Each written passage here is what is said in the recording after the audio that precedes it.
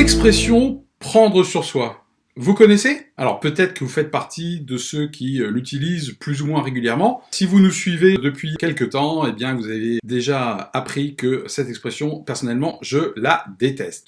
Pourquoi? Eh bien l'objectif de cette vidéo, c'est de vérifier ensemble, de bien distinguer le côté peut-être lumineux de cette expression « prendre sur soi » et peut-être son côté obscur.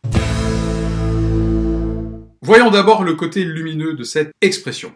Après tout, Philippe, s'il te plaît, ne vois pas tout en noir. Le côté lumineux, c'est si cette expression signifie une bonne maîtrise de soi. Donc la maîtrise de soi, c'est le fait que mon entourage peut compter sur moi pour pas partir au quart de tour, pour un oui, pour un non. C'est quelque chose qui est très confortable sur le plan de la vie en société. Le fait, effectivement, d'être capable de différer peut-être une réaction, d'attendre le bon moment, à la fois pour soi et pour autrui. Pour moi, c'est ça la bonne définition de la maîtrise de soi.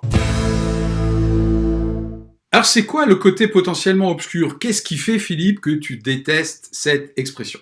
Eh bien, selon notre expérience, cette expression est très souvent utilisée pour dire qu'en fait on encaisse. La maîtrise de soi dont je parlais à l'instant, ce n'est pas le fait d'avaler, y compris des couleurs, et un jour d'exploser. Bien souvent, l'expression « prendre sur soi » signifie qu'à un moment donné, je ne suis pas capable de m'affirmer, ou bien j'ai peur de le faire, et une des objections les plus fréquentes, c'est « Philippe, si jamais là, je réagis, waouh, je vais lui rentrer dans le lard ». Alors, entre se taire et rentrer dans le lard, il y a peut-être un juste milieu, ça s'appelle d'ailleurs un feedback.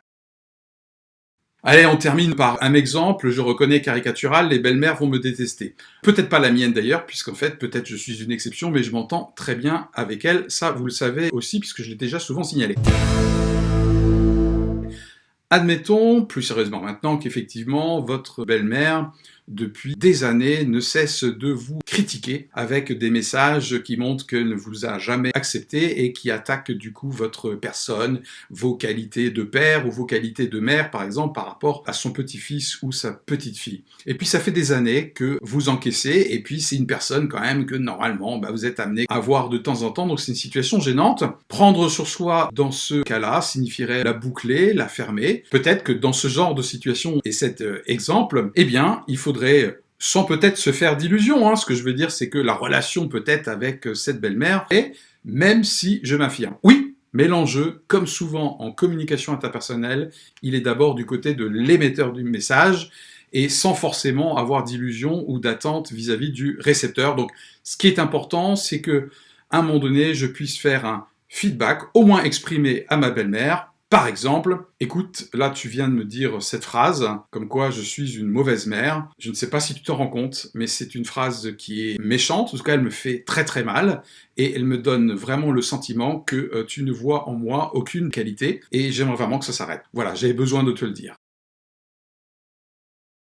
Qu'est-ce que je viens de faire là? Je viens de m'affirmer sans pour autant lui rentrer dans le lard. Voilà. Donc, je reboucle, prendre sur soi. Pourquoi pas si ça ressemble à une bonne maîtrise de soi. Attention si ça consiste à avaler des couleuvres jusqu'au jour fatidique où ça pète.